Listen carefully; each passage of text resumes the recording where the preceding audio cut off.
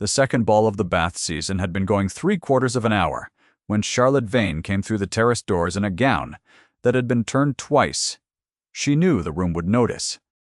She had counted on the crowd being thick enough by then to swallow her, and she had miscalculated by 10 minutes. And so she came in alone into a wide, bright space with the orchestra between movements and 200 faces free to look.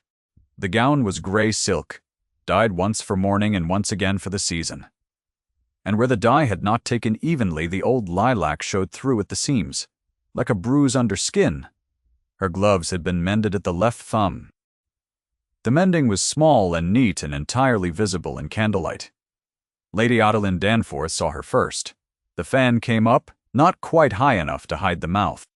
"The Threadbare widow," she said to the woman at her elbow, in the pleasant carrying voice she used for observations she intended to be repeated. "Still hunting. One admires the stamina." The woman at her elbow laughed. The laugh moved outward the way a stone's ring moves outward on water. 3 rows of people, then 5, then the whole near half of the room. And Charlotte stood in the middle of it, with her chin level and her hands quiet at her sides, and her heart going so hard she could feel it in the hollow of her throat. She did not leave. That was the thing the room could not account for. Afterward, when it came to account for things, she did not leave. At the far end of the ballroom, beside the terrace doors, he had not moved away from all evening. The Marquess of Ravenscar set down his glass on the sill without drinking from it, and did not take his eyes off her. Nobody saw that, except the audience, which is you, and which will keep it for later. Stay close through what follows, and leave a word at the end if she earns it. Charlotte, meanwhile, walked to the wall. She had learned the wall. In the 14 months since Edmund Vane had died of a fever in a rented house in Bristol, leaving her his name, his affection, and £1,100 of debt he had never mentioned aloud, Charlotte had learned the geography of every room in Bath that would still admit her. The wall was where a woman went when she could not afford to be turned away from a card table. The wall cost nothing. The wall asked no questions. She stood against the papered silk with her mended glove closed over her wrist, and let the country dance form up in front of her, and told herself, as she had told herself at 7 balls now, that she was here for a purpose, and the purpose did not require anyone to speak to her. The purpose was Selina. Her husband's sister was 19, and had a face like a window at morning, and no dowry whatsoever. And Charlotte had made herself a promise over Edmund's grave that the girl would have a season, even if the season was conducted from the wall. So Charlotte came. She stood. She let the room say what it liked, and she watched who danced with Selina and who did not. And she went home at 2 in the morning and unpicked her own gown to remake the sleeves of the girls. The arithmetic of a season was not a mystery to her. A ticket to the upper rooms was 6 shillings. A chair from Trim Street and back was 1 and 6, and Charlotte had walked it since October in pattens over the wet stones, arriving with her hem dark to the ankle and standing at the wall until the candles dried it. Gloves were the great expense. Gloves were the one thing a woman could not mend twice without the room learning it, and Charlotte had learned it anyway, and had decided in the cold practical part of herself that had kept her alive since Bristol, that a mended glove seen by 200 people was still a cheaper thing than a girl of 19, with no season at all. She had been handsome once. She was aware of it the way one is aware of a house one used to live in. At 28, she had a straight back and a steady mouth and gray eyes that gave nothing away, and the season had looked at all of it exactly once in September, and had filed her under a word. The word was traveling. She heard it come back to her at the lending library, in November, in a girl's voice, delighted, not even unkind. 3 streets from the ballroom, in the Vane lodgings, a small brass button sat in a saucer on the mantelpiece. It had come off Edmund's coat the week before he died. Charlotte had never sewn it back on, and had never thrown it away. She was thinking about that button when the room went quiet. In the particular way a room goes quiet when rank moves through it, the Marquess of Ravenscar was crossing the floor. Not toward her. Toward the card room by a path that happened to run the length of the wall, and he was a tall man in a dark blue coat with a face people described as cold because they had no other word for a man who did not smile at them.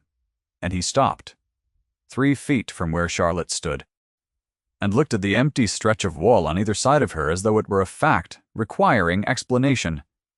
"You are not dancing," he said. "No, my lord. Why not?" It was not a question. It had no question in the shape of it. She had been asked things all season in tones that expected pity to be the answer.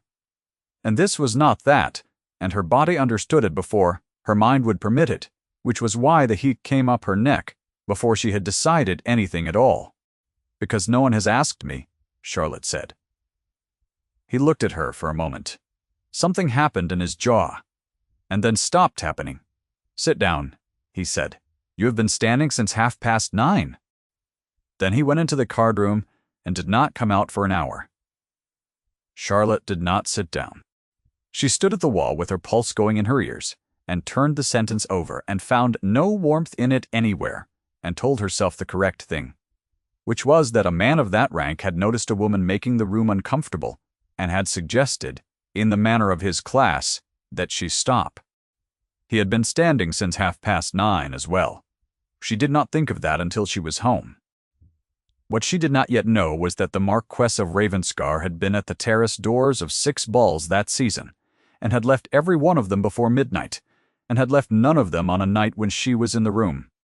The Vane lodgings were 2 rooms above a linen draper's in Trim Street, and the fire was banked when Charlotte came in because coal was 3 shillings a hundredweight, and Selina had learned without being told not to build it up. The girl was awake. She was always awake. "Did he dance with anyone?" Selina said. She meant Ravenscar. Everyone meant Ravenscar. He played whist. "Mrs. Coleridge says he has not danced in 4 years. "Coleridge," Charlotte said, "says a great many things." She sat on the edge of the bed and took her gloves off, and looked at the mended thumb. And Selina, who was 19 and kind and had not yet learned what a face gives away, looked at it too, and looked quickly at the ceiling. "You could sell the button," Selina said to the ceiling. "It is brass. You could sell the ring." "Yes," Charlotte said. "I could." The ring was her mother's, and worth perhaps £4, and £4 was 3 weeks. And she had done the arithmetic so many times that the numbers came up now without being called. £1,100. £60 a year of her own. Mr. Halloway of the firm of Halloway and Price, who wrote to her every quarter in a hand so beautifully formed that the cruelty of what it said seemed almost accidental. She did not sell the ring. She unpicked the gray silk from her own sleeve instead, and by 3 in the morning it was a trim on Selina's white muslin, and it looked, in the candle, very nearly new. The first thing the Marquess of Ravenscar saw her do, that he was not meant to see, happened on a Tuesday in the pump room. Charlotte had come to fetch Selina and had arrived early, and the room was thin at that hour, and a girl of perhaps 11, in a maid's apron, had dropped a tray of glasses at the counter. The sound was enormous.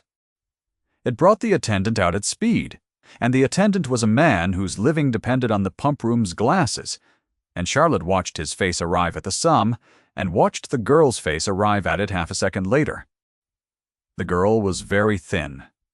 That was the first thing Charlotte saw, before the glass, before the attendant, before anything.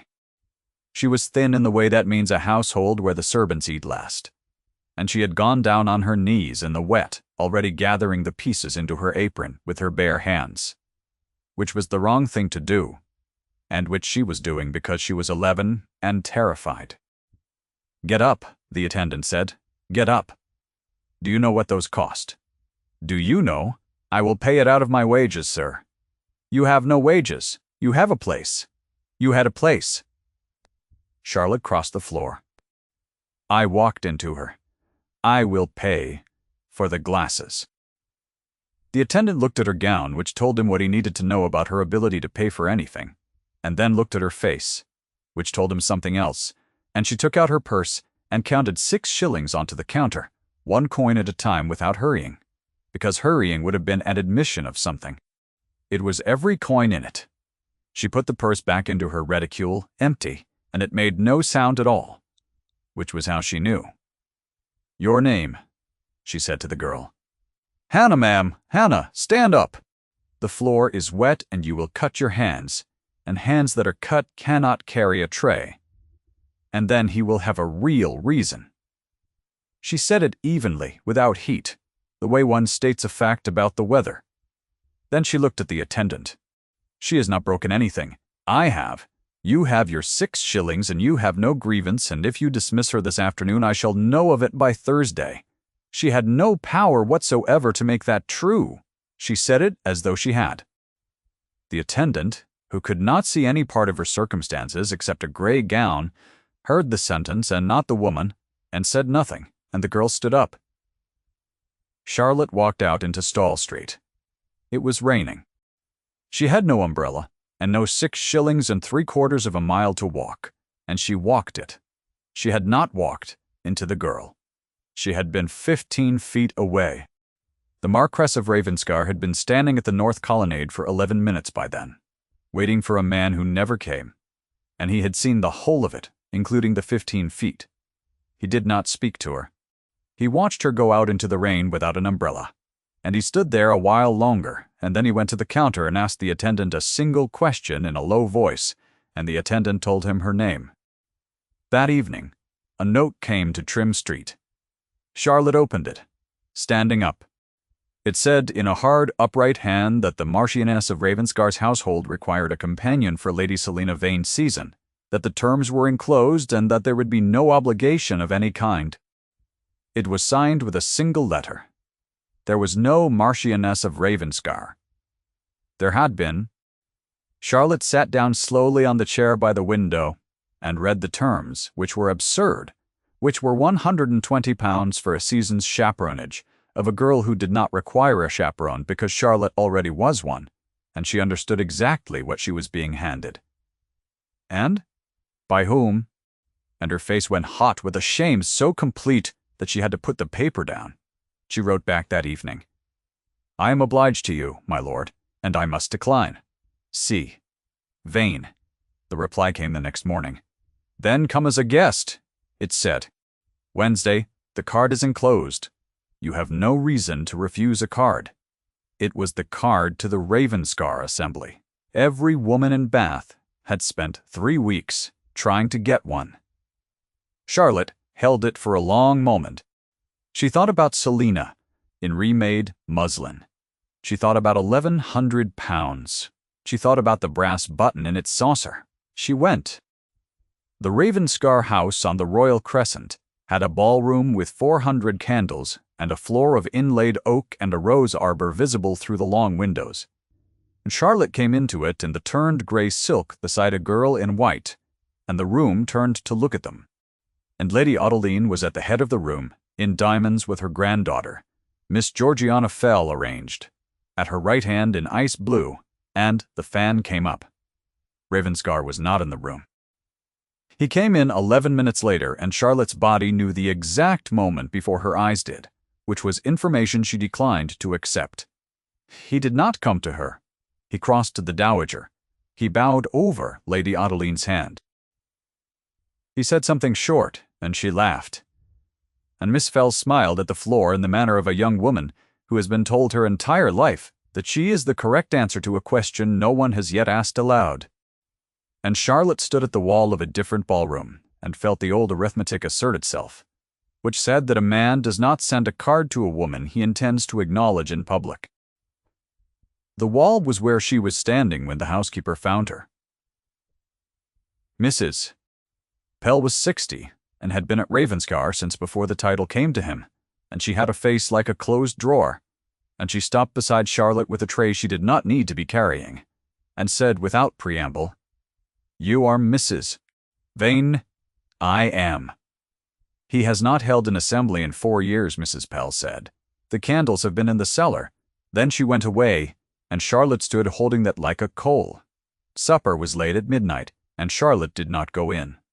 She went instead down the long gallery to find a window, and found instead a door standing open on a library, and the library had a fire in it, and a floor-to-ceiling wall of books, and a man standing at the mantel with his back to the door. She should have withdrawn. Propriety required it, and she had never in her life been more aware of propriety than in that house. She stood in the doorway. On the mantel turned to face the wall was a portrait in a small gilt frame. "Come in," he said without turning, "or go. Do not stand in a doorway." She came in. The fire had burned down to its red hour, and the room smelled of leather and cold ash.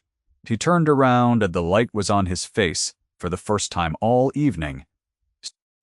"They are saying," Charlotte said, "that you invited me to be laughed at." "Who is saying?" "The room, my lord. The room is saying it." "The room," he said, "has been wrong about you since September." Something in her chest turned over. She did not permit it to show, and her hand betrayed her. Anyway, closing on the chairback beside her, hard enough that the wood pressed the mend in her glove into her thumb. "I do not require charity," she said. "No," he said, "you do not. That is the difficulty." He looked at the mantel, then at the turned frame, and did not touch it. 4 years he had left it that way. Eleanor had been 23 when she died, in a house he had not been in, of a fever he had been told was nothing, in a letter that reached him 8 days late because he had given orders not to be disturbed while he sat in a committee room deciding a matter of no importance whatsoever. He had come home to a closed coffin and a servant who could not meet his eye. He had turned the portrait to the wall the following morning and had not looked at it since, because he had not yet decided whether he was permitted to. He said it aloud and quietly. "I was not there." That was all. He did not explain it. Charlotte did not ask. She said instead, "The button on my mantelpiece came off my husband's coat. I never sewed it back on." He looked at her. "Why not?" he said. "Because while it is off," Charlotte said, "there is still a thing left undone, and while there is a thing left undone, he is not entirely finished." The fire settled. Neither of them moved. He was 6 feet away, and then he was 3 feet away, and Charlotte's breath went out of her and did not come back properly. And he raised his hand, and she felt the air move at her jaw where his fingers did not arrive. His hand stopped. It hung there. Then it went back to his side. "Go in to supper," he said, his voice low. "You have not eaten since noon." She had not. He had no way of knowing that. She went. You are perhaps ahead of her now. She was not ahead of herself, and would not be for 3 more weeks. And if you have ever stood in a room and refused to believe the only true thing in it, stay with her. Charlotte went in to supper and ate very little and said nothing. Behind her in the library the fire went out unattended. What followed across the next 3 weeks was a season conducted at close quarters. He was at the assembly rooms. He was on the North Parade at the hour she walked. He was at the Sydney Gardens breakfast, standing at the balustrade with his hands behind his back. And when a man named Chevely took Selina's arm too familiarly at the edge of the gravel walk, Ravenscar was there in 4 steps and said one word, which was Chevely's name. And Chevely let go and went white and made his apologies to a 19-year-old girl in remade muslin, as though she were a duchess. Charlotte read every one of these as coldness. That was the wound, doing its work. The wound said that he was a man who disliked disorder, and she was disorder, and he was tidying her. The wound had been 14 months in the making, and it was very well built. Lady Adeline read them differently. The dowager was not a stupid woman. She had spent 61 years reading rooms, and she read this one in a fortnight, and she understood, in a single cold clause of calculation, that her granddaughter's 4,000 a year was being outbid by a widow in a turned gown, and that this was not a thing that could be permitted to become audible. She went to work. The first stroke was small. Charlotte and Selina were not invited to the Fell dinner, and everyone was invited to the Fell dinner, and the omission was noted by exactly the people it was designed for. The second stroke was Mr. Halloway. He came to Trim Street on a Thursday with his beautiful handwriting and his real regret, and he told Charlotte that the Vane debt had been bought up entire at a discount by a purchaser he was not at liberty to name, and that the purchaser required settlement in full within the month.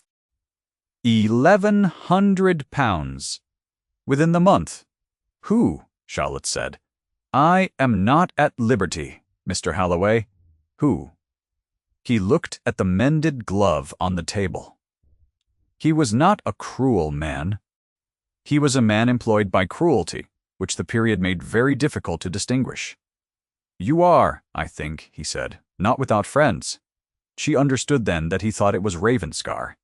She understood half a second later that it was not. The third stroke was public. The assembly rooms, the last Wednesday of the month. The same floor, the same orchestra, the same 200 faces. Charlotte came in with Selina, and the room was already full. And Lady Adeline was seated in state with Miss Fell at her hand, and she waited, with real patience, until Charlotte was near enough that the distance would carry. You will forgive me, the dowager said to the whole of her half of the room. If I do not rise, one is expected to receive one's equals, standing.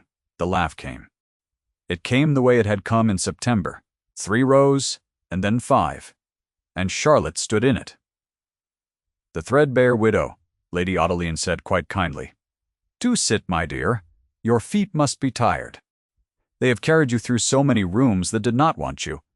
And then, because she had prepared it, and because she had counted on it, she added the rest. Though I understand the debts are settled, how fortunate. One hardly likes to ask what was given in exchange. The room did not laugh at that. The room went silent, which was worse, because silence is what a room does when it is deciding whether to believe something. Charlotte felt the blood leave her face. She felt her hands go cold inside the mended gloves. She felt, with terrible clarity, the exact shape of what had been done to her. The debt had been bought, so that the rumor of who had bought it could be built, and the rumor would be believed, and no denial she could make would be heard, because a woman in a turned gown has no standing from which to deny anything. Selina made a small sound beside her. Charlotte turned and looked at Lady Adeline and said very clearly in a voice that carried further than she intended, because the room had gone so quiet. Nothing was given, madam. Nothing has ever been given to me. Everything I have, I mended. Then she took Selina's arm and walked out through 200 people who did not part for her until she was almost among them. Ravenscar was not in the room. He had been in London 4 days on a matter of business. That was not business. He arrived at the assembly rooms at 20 minutes past 11 and was told by a footman what had happened at 10:30. The next 4 days were the worst Charlotte had known. The lodgings were cold because she would not build a fire. The card tables closed. 2 invitations were withdrawn in writing, and 1 was withdrawn by simply not existing. Selina's dance card at the one assembly they still had a ticket for held one name, and that name was a curate. The linen draper's wife, who had been kind for 14 months, was not unkind now. She was something worse. She was careful. She said good morning from the far side of her own counter with her hands full of nothing, and did not ask after Selina, and Charlotte understood that a woman who sells linen in a small city cannot afford to be seen being kind to a woman the assembly rooms have finished with. On the second day, Selina came in from the milliner's white to the mouth. Mrs. Coleridge was there, she said. She did not see me. She was telling Miss Pruitt about it. Do not tell me what she said. The Threadbare widow, Selina said anyway, because she was 19 and it had gone into her like a splinter, and she could not carry it alone.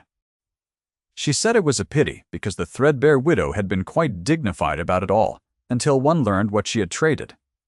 She said it kindly. That was the worst of it. She said it as though she were sorry.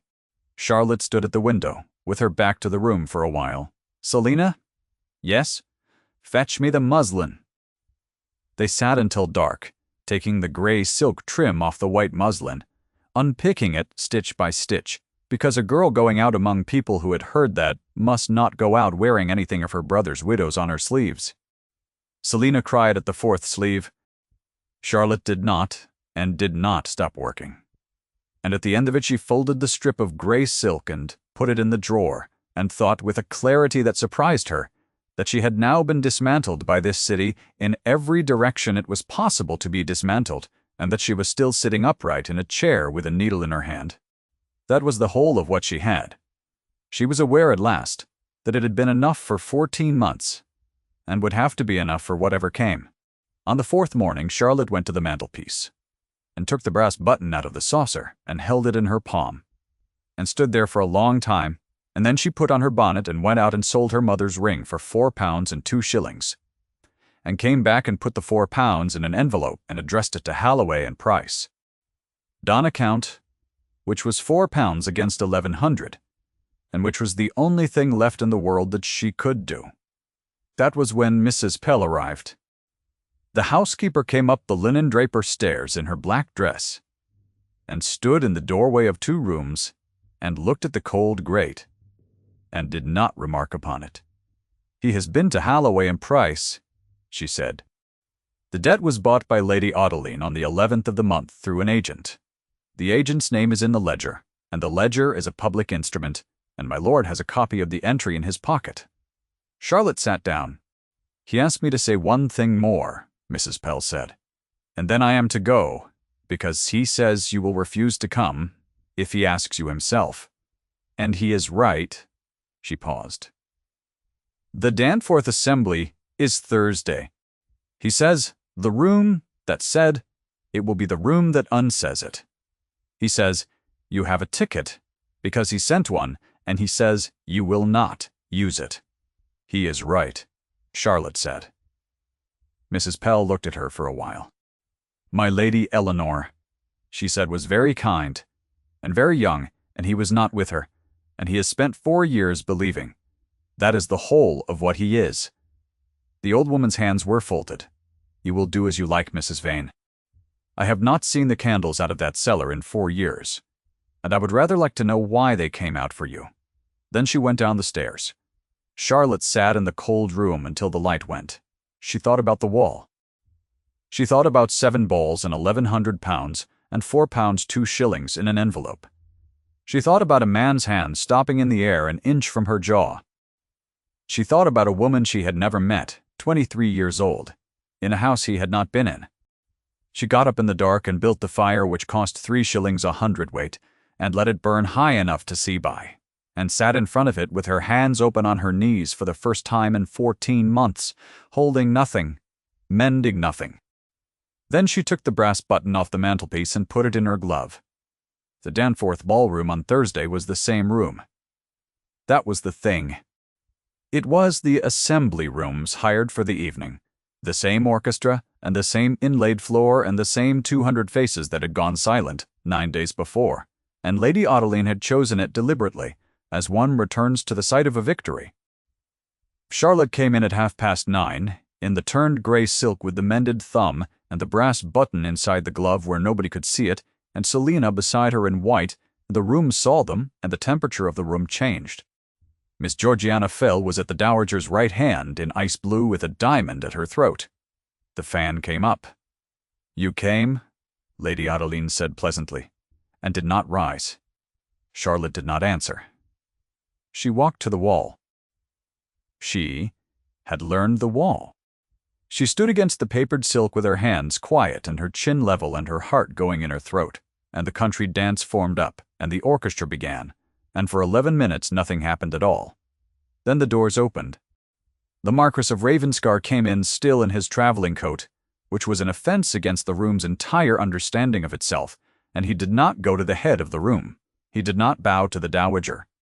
He stopped just inside the doors, and looked down the whole bright length of the floor to the wall. The orchestra faltered. A woman near the terrace lowered her glass. He crossed the room. 200 people turned as he passed them, the turn moving with him like water pushed by a hull. And he did not walk quickly, and he did not walk slowly, and Lady Adeline Danforth's fan stopped moving in her hand and stayed. Stopped. He stopped in front of Charlotte. The room was entirely silent. There was no orchestra now. There was only 400 candles and a floor, and a man in a travelling coat standing in front of a woman in a turned gown, with the whole of Bath watching, and he took off his right glove, which no one afterward could explain, and held out his bare hand. "Charlotte," he said, her given name, in his voice, in that room. She could not move. Her hand came up anyway without her, and stopped, and he waited. He did not reach for it.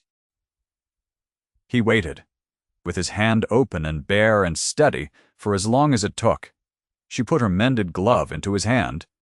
He turned, then holding it and looked at the head of the room, at the dowager with her stopped fan, and her granddaughter in ice blue, and he did not raise his voice at all. "Mrs. Vane will be my wife. The debt is Lady Ottolin's." 6 words and then 5. The silence afterward was so complete that Charlotte could hear the candles. Then it broke. Not into noise, into small things. Mr. Coffer. Holloway, at the edge of the room, who had been invited by someone, took a folded paper out of his coat and did not need to open it. A woman 2 rows back said quite audibly, "The 11th. She said the 11th. Dak." Miss Georgiana turned her head and looked at her grandmother, and something went across the girl's face. There was not disappointment, but recognition, and she moved 1 step away from the chair, and then another. Lady Ottolin's mouth opened. "That is," she said. "That is not. The instrument was." She did not finish any of them. She reached for the fan in her lap and could not seem to find it, although it was in her hand. She was not destroyed. Nobody threw her out. The orchestra started again after a while, and she sat in her chair at the head of a room that had, without any announcement, stopped being hers, and by midnight, 3 women who had been at her right hand all season were standing somewhere else, and that was all, and it was enough, and Charlotte, who could have watched it, did not. She was looking at his hand around her glove. "You did not ask me," she said.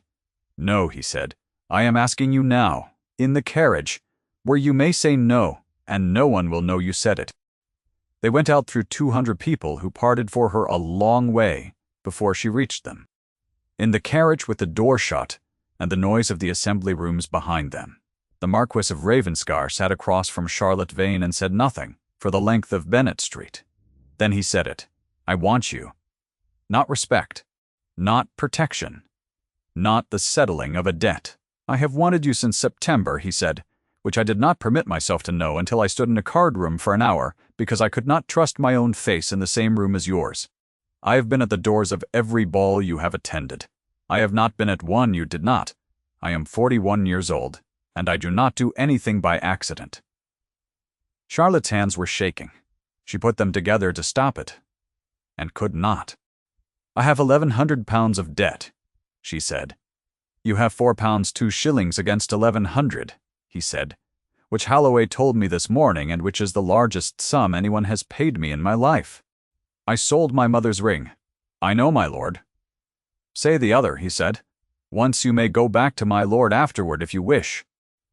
The carriage went over the crown of the road, and the lamp swung, and the light went across his face, and she saw, for the first time and entirely, that he was afraid. Not of the room. He had walked the length of the room in a traveling coat, and had not cared. He was afraid of the next 4 seconds, in the dark, with no one watching, where there was nothing to protect her from and nothing to be decisive about, and only a question he had no rank to answer. Charlotte's whole body knew where he was. It had known since September, across ballrooms, across the width of the pump room, through walls. She could feel her own pulse in the place where his fingers had not touched her jaw in the library 5 weeks ago, as though the skin there had been keeping a record. "Alistair!" Charlotte said. He closed his eyes. He did not reach for her. He held out his bare hand a second time, palm up on his knee, and left it there, and let her decide. And Charlotte looked at it for what felt like a very long time, because what came next could not be unmade, and because she had spent 14 months learning that nothing in this world was given. She put her hand in his. She took the glove off first. They were married in April at the small church at Ravenscar, with Mrs. Pell in the second pew, and Selina in white that had not been remade from anything, and Mr. Cobbard, Holloway, who had asked to come, at the back. Lady Ottoline was not there. She had gone to her house in Somerset in February, and the season closed without her, and nobody said anything about it at all, which was in the end the whole of it. Miss Georgiana married a physician's son in the autumn, and was by every account happy, and wrote to Charlotte twice. The debt was paid in one instrument on a Tuesday, and Charlotte watched it happen because she had asked to. And afterward she went out and stood in the wet grass for a while, and did not cry, and came in. That first winter, at Ravenscar, the snow came early and lay on the terrace and on the rose arbor and on the long windows of a ballroom nobody used. And Charlotte sat in the library in the red hour of the fire with her feet under her, which was not proper, and which nobody in that house intended to mention. The portrait had been turned around in October. It sat on the mantel, and it was a young woman with a kind face. And Alistair had told Charlotte her name once, in a low voice, and had not been required to tell her again. Some evenings Charlotte looked at it. Most evenings she did not. It was simply in the room, the way the fire was. He came in near midnight with snow still on his shoulders and stood behind her chair. And she felt him there before she heard him, which had been true since September, and would be true for 31 years. "There is a thing left undone," she said. She opened her hand. In her palm, small and dull and warm from being held, was the brass button. She had brought his coat down with her. It was over the arm of the chair. She had already threaded the needle.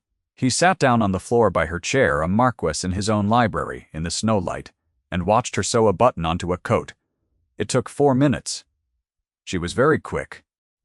14 months in 2 rooms, over a linen draper's, had made her hands quicker than any hands in that county, and he watched them the way a man watches weather come in over water. The fire moved. Outside, the snow came down over the terrace and the arbor and the dark, and inside, in a warm room in a house that was hers, Charlotte bit the thread off close and smoothed the cloth flat with her thumb and set the coat aside. Nothing was left undone. Thank you for staying until the end.